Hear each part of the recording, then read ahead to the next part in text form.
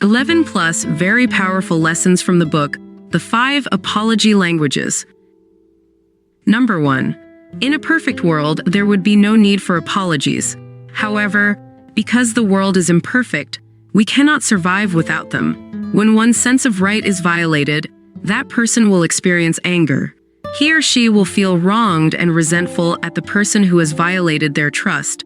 The wrongful act stands as a barrier between the two people, and the relationship is fractured. They cannot, even if they desired, live as though the wrong had not been committed. While justice may bring some sense of satisfaction to the offended person, justice does not typically restore relationships. If an employee who is found stealing from the company is caught, tried, and fined or imprisoned, everyone says, justice has been served. But the company is not likely to restore the employee to the original place of leadership. On the other hand, if an employee steals from the company but quickly takes responsibility for the error, reports that misdeed to the supervisor, expresses sincere regret, offers to pay for all inequities, and pleads for mercy, there is the possibility that the employee will be allowed to continue with the company. Number 2. When an offense occurs, immediately it creates an emotional barrier between two people. Until that barrier is removed, the relationship cannot go forward. An apology is an attempt to remove the barrier. If you discover that the person's primary apology language is requesting forgiveness, then this is the surest way of removing the barrier. To that person, this is what indicates that you genuinely want to see the relationship restored. Number 3. Forgiveness without an apology is often encouraged for the benefit of the forgiver rather than the benefit of the offender. Such forgiveness does not lead to reconciliation.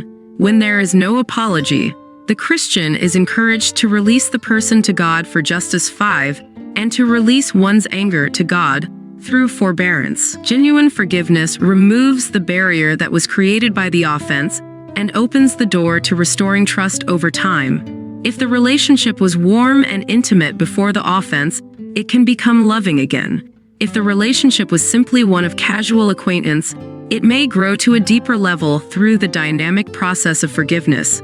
If the offense was created by an unknown person, such as a rapist or a murderer, there was no relationship to be restored. If they have apologized and you have forgiven, each of you is free to go on living your lives, although the criminal will still face the judicial system created by the culture to deal with deviant behavior. Number 4. Apology is birthed in the womb of regret. We regret the pain we have caused, the disappointment, the inconvenience, the betrayal of trust.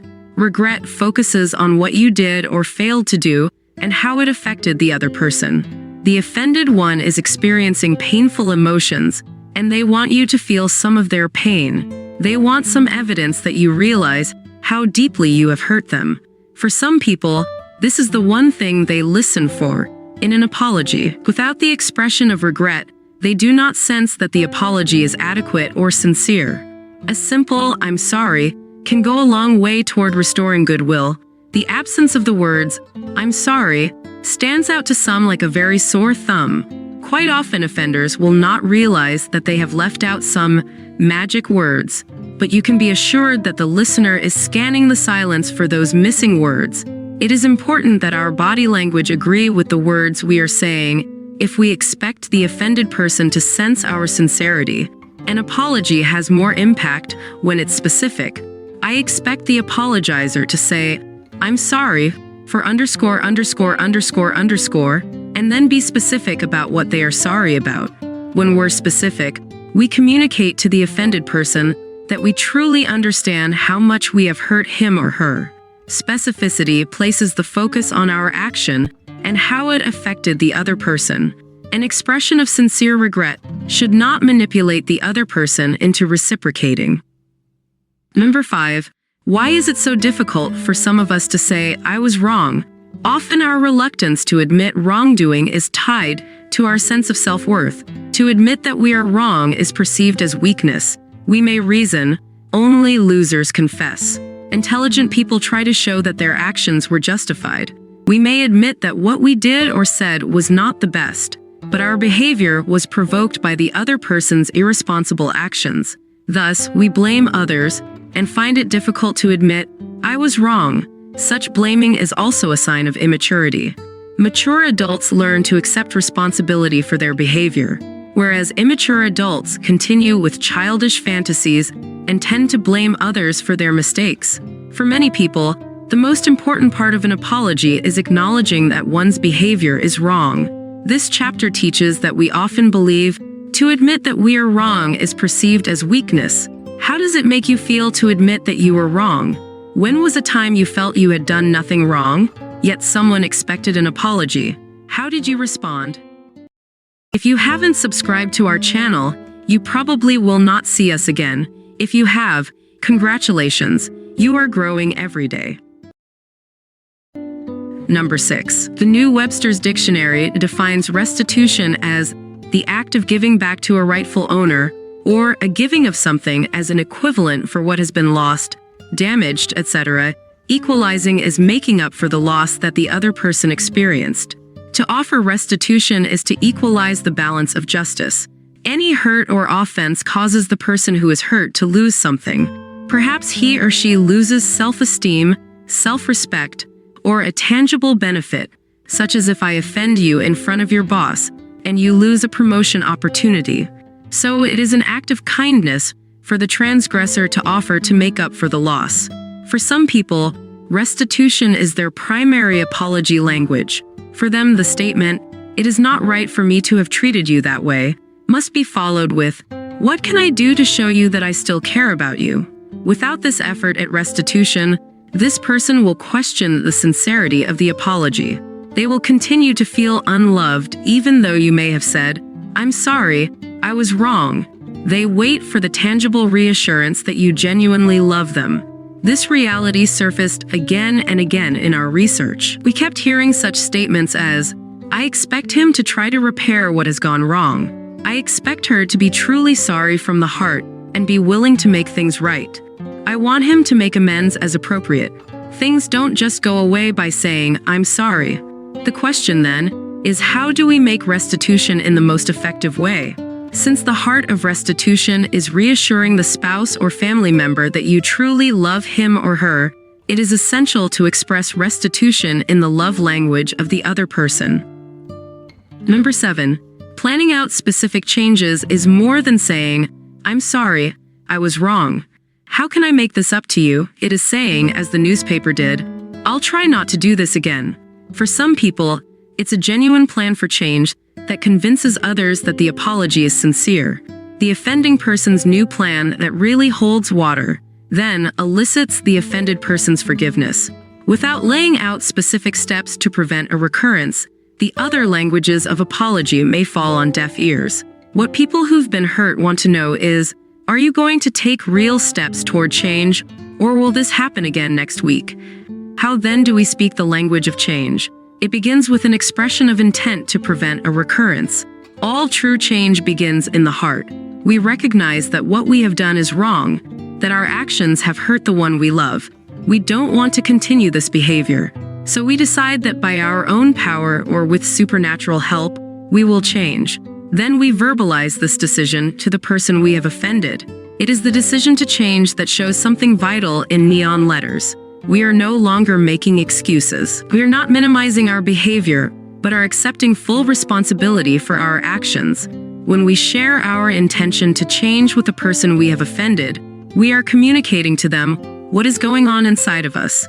They get a glimpse of our heart, and this often is the language that convinces them we really do mean what we say. Number 8.